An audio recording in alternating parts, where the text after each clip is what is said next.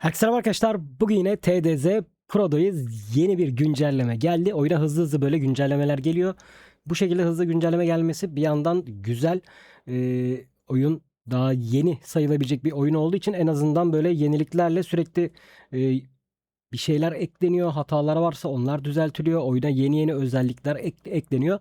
Bu seferki güncelleme notlarına hemen şöyle birlikte göz atalım. Bu sefer herkesin böyle istediği, isteyebileceği daha çok benim başka videolarımdan da sürekli yorumlarda falan da gördüğüm yeni kaplama sistemi. Artık araç kaplamalarınızı kendiniz bile yapılandırabileceksiniz ve çok basit bir şekilde ve bunları insanlarla paylaşabileceksiniz.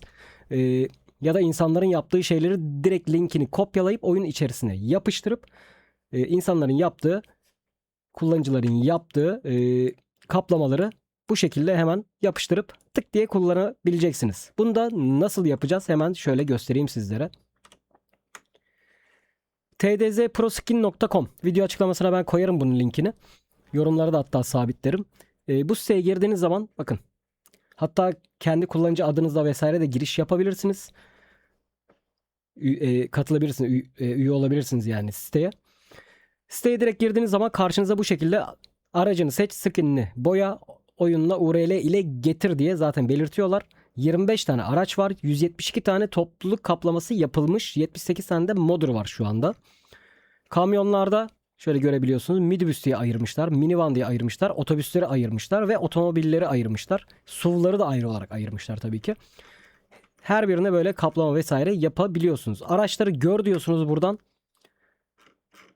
Bunların hepsine tek tek bakabiliyorsunuz. Şimdi yaptığınız skinleri şuradan yükle deyip buradan işte hangi araca yaptıysanız bunu seçiyorsunuz. Başlığını, açıklamasını yazıyorsunuz. Herhangi bir görsel fotoğraf çektiyseniz onları da şurada oyun içi ekran görüntüsü olarak yükleyebiliyorsunuz. Yaptığınız PNG'yi de direkt buradan yükleyip yayınla diyebiliyorsunuz. Hemen şöyle tekrar ana sayfaya gelelim. Mesela ben bugün Mercedes 2025 var biliyorsunuz. Mercedes Travego 2025'i kullanacağım. Onun mesela şöyle kaplamalarına gelelim. Şimdi burayı açtığımız zaman hazır yapılmışlar var. Bakın. Hatta yapan kişilerin şöyle isimleri de yazıyor. Çağdaş Yılmaz 350 mesela yapmış. Bunu Recep Koç 0044 yapmış. 19 saat önce paylaşmış mesela.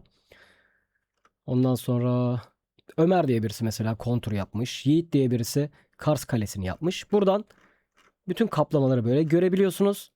Hangisini kullanmak istiyorsanız mesela diyelim hangisini alalım? Bak mesela şu metro, şunu kopyala diyoruz buradan. Ondan sonra oyunda bu otobüsü kullanacağız ya, bu otobüsü seçtik yani şeye kaplamalardan. Kozmetik diyoruz. Araca basıyoruz buradan. Ondan sonra kaplamalara geliyoruz. Bakın burada normalde otobüs bu şekilde beyaz geliyor. Türkiye kaplaması var. Bu oyun içerisinde bana geldi. Ben kendim indirmedim. Şu Enver Geçger kaplamasını indirmiştim. Bu az önce kopyaladığımız metroyu mesela yapacağız. Burada skin artı diye bir seçenek var. Buna basıyorsunuz. Buraya o kopyaladığınız URL'yi yapıştırıyorsunuz. Skin ekle diyorsunuz. Ve hazır. Şöyle gördüğünüz gibi hemen karşınıza geliyor ve bu oyununuzda kayıtlı kalıyor. Mesela başka ne yapalım? Bir tane daha yapalım.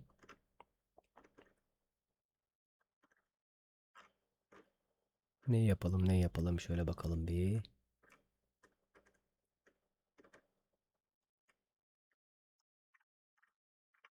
Mesela Tokat Seyahat. Tokat Seyahati yapalım. Buradan skin eklemeye basıyoruz. Kopyaladığımız URL'yi buraya yapıştırıp skin ekle diyoruz. Hop hemen Tokat Seyahat geliyor. Diğerine mi geçeceksiniz? Metroya tıklayın. Buna tıklayın. Hangini yapmak istiyorsanız direkt seçiyorsunuz. Seç dediğiniz zaman direkt aracınıza bu eklenmiş oluyor ve artık bu kaplamayla oyunu oynayabiliyorsunuz. Söylediğim gibi birden fazla seçenek böyle karşınıza gelecek. Bu şimdilik. Bu daha sonra burası eminim böyle dolacaktır. Kullanıcılar burayı dolduracaktır. Kendiniz yapmak istiyorsanız Photoshop'ta mesela Photoshop kullanmayı biliyorsanız, bu tarz şeyleri yapmayı biliyorsanız ya da denemek isterseniz bile bakın buradan Base Texture indirme var. Base Texture indirmeye basıyorsunuz. Buradan tekstürü iniyor. Bunun üzerine kaplamaya çalışıyorsunuz. Bunun üzerinde yapıyorsunuz. Bitiriyorsunuz Photoshop'ta. PNG olarak çıktısını alıyorsunuz. Ondan sonra siteye direkt yükleyebiliyorsunuz. Az önce ilk gösterdiğim yükleme bölümüne. Ondan sonra siteye buraya sizler de ekleyip kullanıcılara sunabilirsiniz. Tüm otobüslerde, tüm araçlarda, kamyonlarda bunu yapabiliyorsunuz. Sonra başka neler gelmiş? Yeni otobüs eklenmiş. Merceva Turismo 2017. Yani Mercedes Turismo 2017 model oyuna eklenmiş. Hemen şöyle onu da göstereyim. Garaj bölümünden. Bakalım nerede o? Turismo 2017. Ha. Bu oyuna eklenmiş. Mercedes Turismo. Bununla da bir ara oynarız yine. Ödül merkezinden al var bunu. Ödül merkezinde size göstereceğim. Ondan sonra direksiyon ve gösterge paneli özelleştirmesi gelmiş. Mesela şuradan bizim aracımız buydu. Heh, bu seçili zaten. Yine kozmetik bölümüne geliyoruz. Aracı seçtik. Dekorasyonlar. Direksiyon. Dur neredeydi o? Dur bakayım. Direksiyon ve gösterge paneli özelleştirmesi. Bir dakika ya neredeydi o?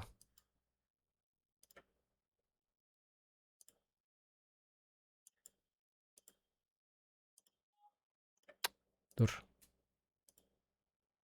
Ha. Direksiyon şurada yani. Kaplama dükkanı bölümünde. Direksiyonu seçiyorsunuz. Buradan farklı farklı direksiyon böyle kaplama seçenekleri var. Bunları seçebiliyorsunuz. Gösterge paneline tıkladığınız zaman da bu otobüste mesela 2 tane seçenek var. Sonradan belki bunlar daha yenilenecektir. İstediğinizi buradan seçebiliyorsunuz. Ondan sonra yeni 7 günlük ödül sistemi gelmiş. Bu güzel bir şey. Bakın şurada günlük ödüller var. Ben mesela dün almıştım. Bugün de aldım. Yarın işte bunu alacağım. Dördüncü gün işte 1500 para veriyor. Beşinci gün 12 altın veriyor. Altıncı gün 2500 para veriyor. Yedinci gün 5000 para veriyor mesela. Günlük ödülleri buradan alabiliyorsunuz. Ayrıyeten her 10 dakikada bir ödül veren ödül merkezi var. Ödül merkezi özellikle herkesin böyle çok isteyeceği bir şey, isteyebileceği bir şey diye düşünüyorum. Hatta ben gün içerisinde böyle basa basa 6. ödüle kadar geldim. Birinci ödülde 10.000, ikinci ödülde 5 bilet, üçüncü ödülde 10 altın, dördüncü ödülde 25.000 nakit, beşinci ödülde 10 bilet, altıncı ödülde 15 altın, yedinci ödülde yeni güncellemeye gelen Mercedes Turismo 2017'yi ücretsiz bir şekilde alabiliyorsunuz. Hemen şöyle gelelim. Yeniden tasarlanmış mağaza arayüzü. Hemen şöyle mağaza arayüzüne bakalım. Daha farklı bir görseli vardı. Yeniden güncellemeyle yeni tasarlanmış mağaza görüntüsü bu. Game Center ve Google Play Games entegrasyona gelmiş. Yani artık oyunu sildiğiniz zaman ilerlemeniz vesaireniz kaybolmayacak ya da başka bir cihaza daha yüklemek istediğiniz zaman mevcut kaldığınız yerden devam edebileceksiniz. Bulut sistemi yani diyelim biz buna. Bakalım. Oyun içinden Discord topluluğuna erişim gelmiş. Yapay zeka kontrollü tır dorseleri optimize edilmiş. Hızlı yıkama ücreti düşürülmüş. Çok oyunculu mod ve performans iyileştirilmeleri yapılmış. Şimdi oyuna gelelim. Kaplama olayı güzel olmuş ama. Kaplama olayını herkes çok istiyordu çünkü. Yorumlarda ben bunu çok gördüm. Kaplama olayı gayet güzel olmuş. Hızlı hızlı böyle yenilikler, güncellemeler gelince bizlerin de hoşuna gidiyor. Şimdi şöyle oyuna gir diyelim. Tek oyunculu diyelim. Bugün kendi şehrimden başlayacağım. Balıkesir daha önceki güncellemelerde gelmişti biliyorsunuz. Balıkesir'e gitmiştik. Bugün de Balıkesir'den başlayacağız. Başka bir şehre artık gideriz. Bakarız duruma. Dur. Şuradan. Ha. Şimdi Balıkesir'e hemen git diyelim. Şöyle.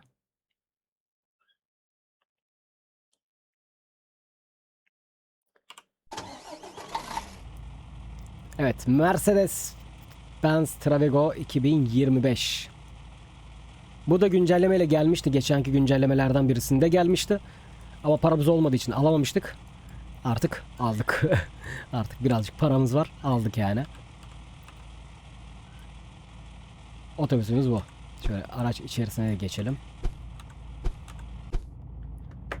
Koltuk ayarımızı yapalım. Hop dur, yanlış yere bastık. Heh. Şuradan koltuk ayarımızı da yapalım.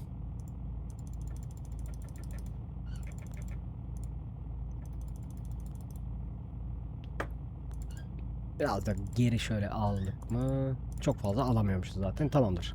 Wi-Fi, kitap ışığı, tuvalet, yemek molasını geç. Radyomuzu açalım. Baharda bir başka Tamam, radyomuz da açık kalsın.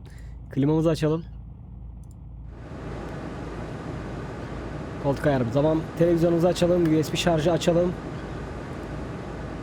Okey. Hazırız. Şimdi gidelim. Şöyle perondan Balıkesir terminalindeyiz bu arada. Kendi şehrimin terminalindeyiz.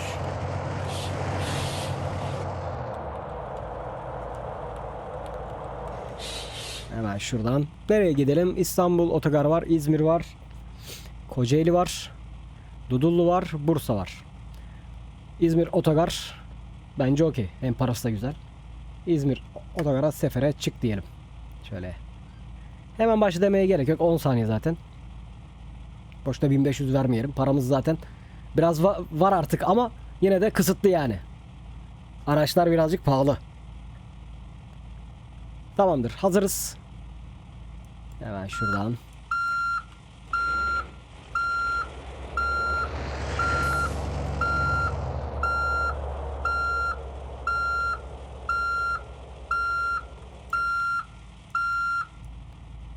Dur bakayım.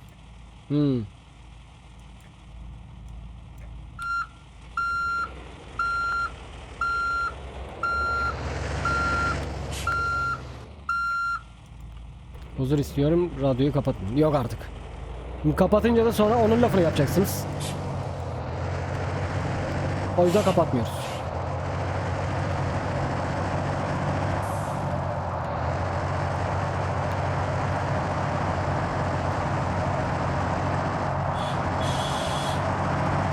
Abi yola göre gideyim dedim de birazcık garip oldu bu ya. Dur. Şuradan çıkalım yine. Navigasyona göre gideyim dedim. Navigasyon burada döndürdü beni. Yalnız şoför çok kısa. Çok aşağıda kullanıyor şoför.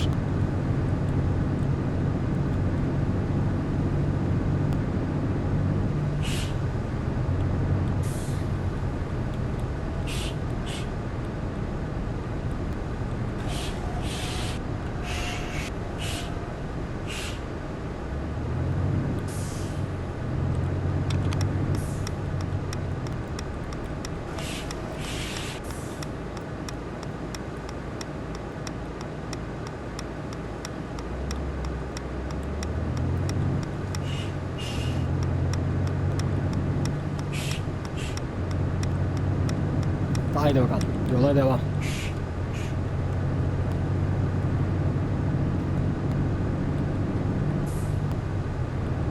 Nereden? Sağdan.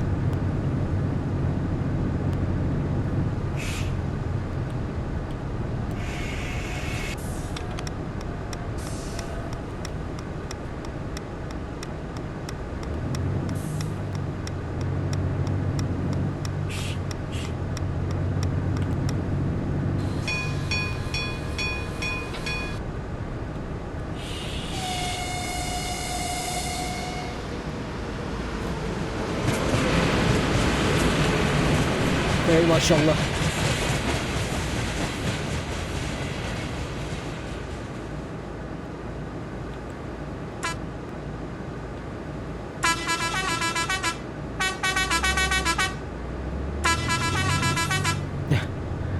Kordamız da bu bugün. Yine kapanıyor. Hızlı geçerseniz sıkıntı yok. Oğlum öyle lan, yanımızdan geçiyor gibi. Niye öyle ses var onda? Sanki önünde durmuşuz gibi. Klima açık, çok iyi hissediyorum. Hava çok sıcak. Gerçekten çok sıcak. Klimasız olmaz. Klimasız olmaz, yanarız valla. Hakikaten Balıkesir'de bir gün önce 35 derece yazıyordu. O da Yani normal telefondaki hava durumuna girdiğin zaman hissedilen 40'tan fazladır belki. Böyle hafif güneşe kendinizi gösterdiğiniz zaman sanki kızarmış tavuk gibi hissediyordunuz kendinizi. Böyle fırının kapağını açarsın, yüzüne bir alev vurur ya, aynı güneş çıktığı zaman öyle geliyordu yani.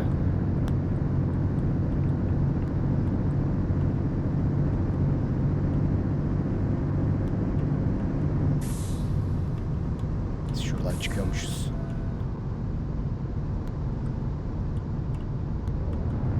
Bu kamera çok iyi ya.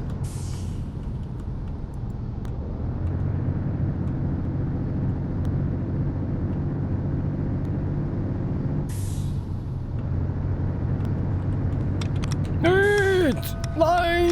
Vallahi. Birazcık kamyona sürttük ama yapacak bir şey yok.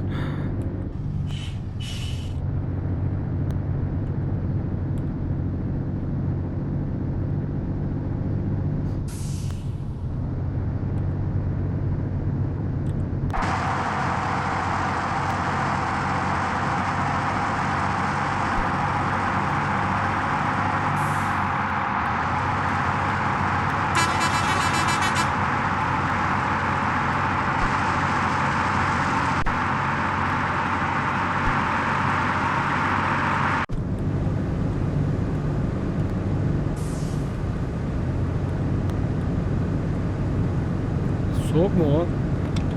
Abi hanginize göre yapacağım ben şimdi? Birisi klima çok iyi diyor, birisi soğuk diyor. 22 derecenin neresi soğuk ya? Çok hızlı mı gidiyoruz? Kaçta gidiyoruz? Oğlum 90'la gidiyoruz lan. Yok pardon. Aa, buradaki göstergeyle bu farklıymış. Ben şuradaki göstergeye bakıyorum. Allah! Buradan göstergeye bakarken. Allah, gittik çarptık ya.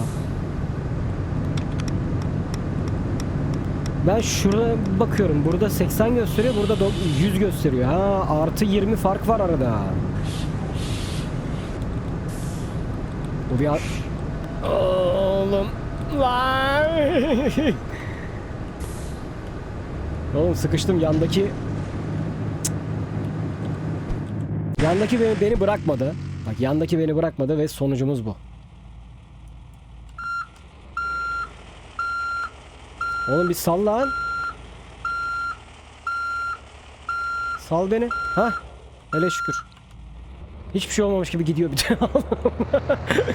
Bir de hiçbir şey olmamış gibi gidiyor. Bir rahat bırak beni. Bırak beni.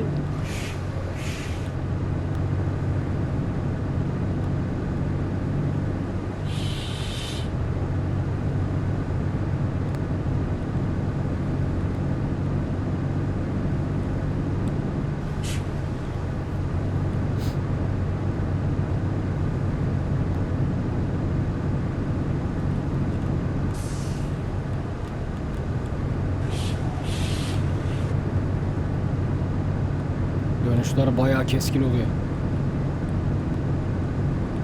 Kaç kilometre kaldığını gösteren bir şey yok galiba, değil mi? Ben mi görmüyorum? Sanırım yok. Hani burada gittiğimiz yer ve alacağımız para yazıyor. Burada navigasyonu görüyoruz, tarihi görüyoruz falan. Ama kaç kilometre kaldığına dair bir gösterge galiba yok. Bazen ben de görmeyebiliyorum. Bakar kör olabiliyorum yani. Yani gördüğüm kadar yok. Bu da eklense aslında navigasyona güzel olur. Şu navigasyonun köşesine bir yere kaç kilometre kaldığı yazabilir. Ondan sonra şu göstergedeki kilometre hızıyla şu dijitaldeki eşit olmalı. Buradaki navigasyon buraya eklenebilir. Buraya normal fotoğraf konmuş ama bu navigasyon aynısı buraya da eklenebilir.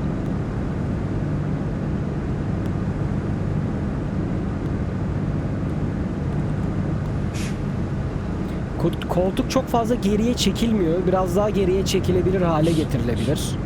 Ben gördüklerimi söyleyeyim videoda. Onun dışında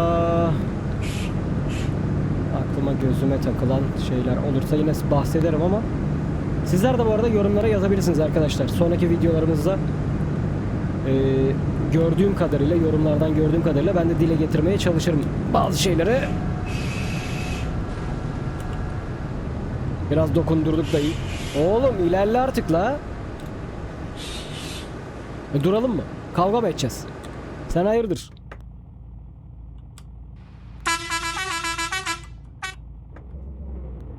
Ey Allah'ım. Bu kamerayı kesinlikle değiştirmeyin. Bu kamera efsane bir kamera açısı. Bu kamerayı sakın bozmayın. Bence gayet güzel. Hareketli yapılabilir sadece. Hani istediğimiz zaman böyle biraz daha yukarı kaldırıp aşağı eğebilelim. Sağa sola döndürebilelim gibi.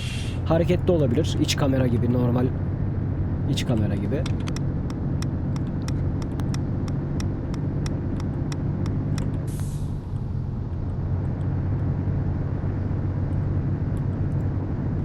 Yemek molası nasıl bir şey abi? Yemek molası sadece dinlenme tesisine girdiğimiz zaman mı oluyor acaba? O da olabilir. Onu bilmiyorum.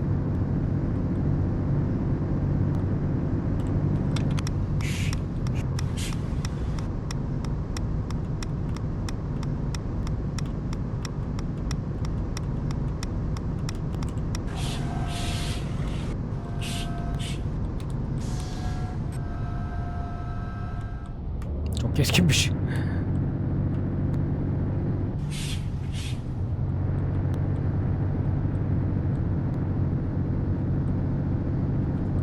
Ha, mesela bak burada şoförün ayakları gözükmüyor bak. Şoförün sadece gövde, kollar var.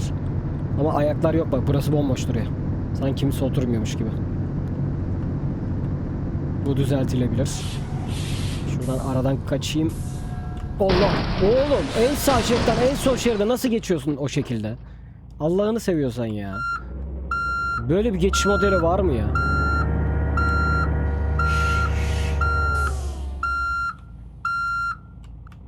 Ey Allah'ım. Böyle bir geçiş modeli olabilir mi? Direkt çaprazlama geçiyor oğlum. İlerle 2'ye geç, 3'e geç. Onu anlarım da böyle bir geçiş modeli olabilir mi ya? Ey Allah'ım. Sayın konuklarımız, seyahatinizin güvenli ve huzurlu geçmesi için kaptanlarımız ve kabin memurumuz daima hizmetinizdedir.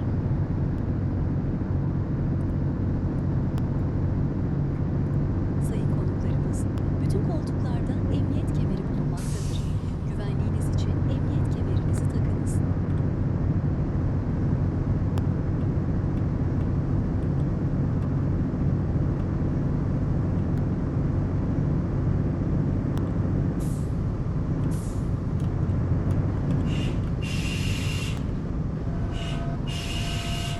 Benim önüme atlayacak gibi.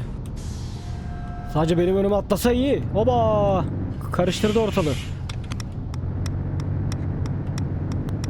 Yapay zeka trafiğine el atılmalı. Böyle durumlar için. Adamın bildiğin üstüne kırdı. Ya bu da sinyalsiz. Sinyalsiz kaptanlardan bu da. O sinyal verip direkt üstüne kırdı adamın. Bunda da sinyal diye bir şey yok.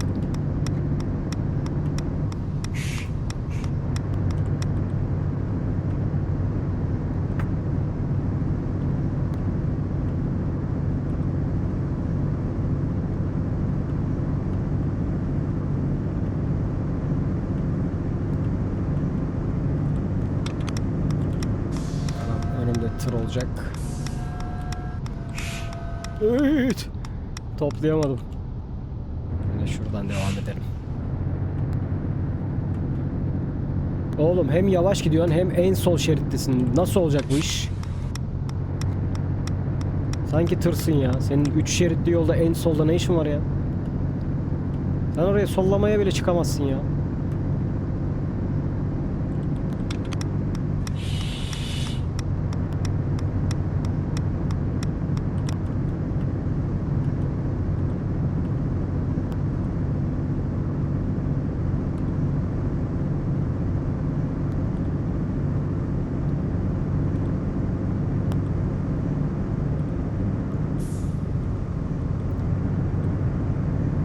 Bastır.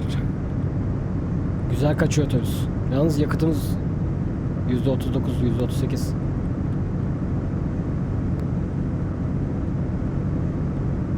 Çok hızlı. Kalbim bu hızı kaldırmaz. Kaldır kaldır. 116. Lan 120'nin ne hızlı? Yasal limitler zaten bunlar.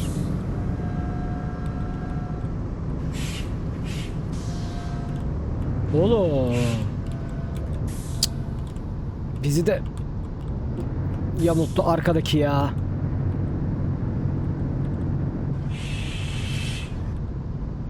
Bizi trafiktekiler görmüyor mu? Baksana bayağı arkadaki ittiriyor şu an beni. Baksana.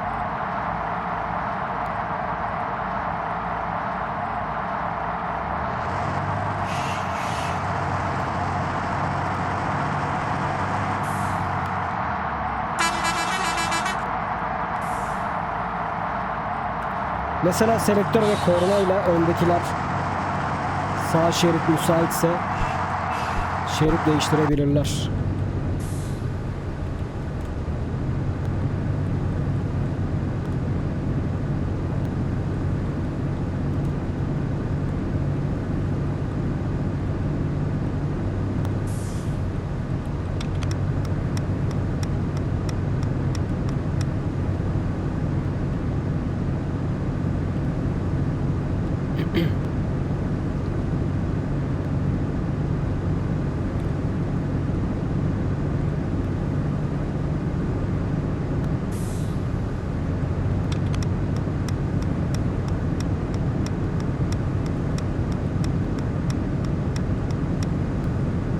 Balıkesir İzmir arası bu kadar mesafe var mıymış ya oyunda?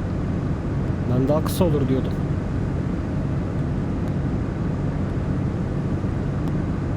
Ama yaklaştık herhalde. Şehir gözüktü. Aynen Bornova yazıyoruz sağda.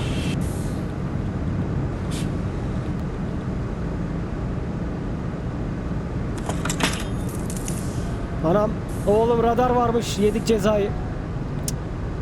Ulan görmedim ben onu ya. Ta ortaya çekmiş vallahi. Gözükmeyecek gibi de değil.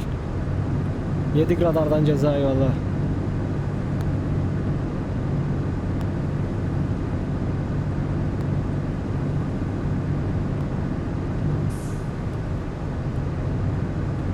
Abi İzmir'de böyle bir şey var mı lan? Ben İzmir'i bilmiyorum orada.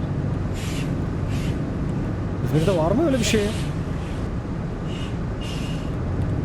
Gelme, gelme.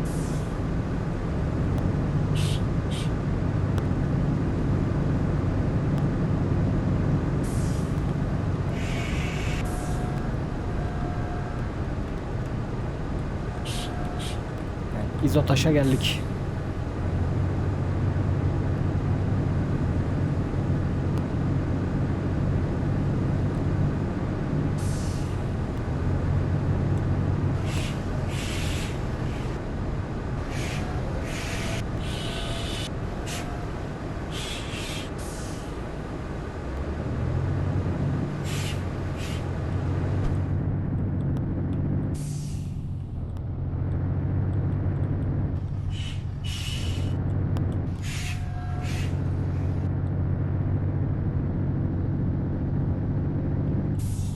Gelen yolcu aşağı değil miydi ya?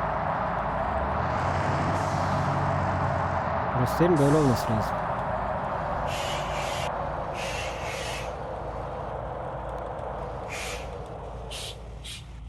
Evet. Evet arkadaşlar. Ben 2x bonusta alırım videodan sonra bunu. Bakalım. Radyoyu kapat. Yani niye kapatıyoruz kardeş? Dinleyenler de var. Klimayı aç okey. Klimayı kapat diyenden yemişiz. TV'yi aç okey. Radyoyu kapat diyen yine olmuş. Yüksek hız cezası %2.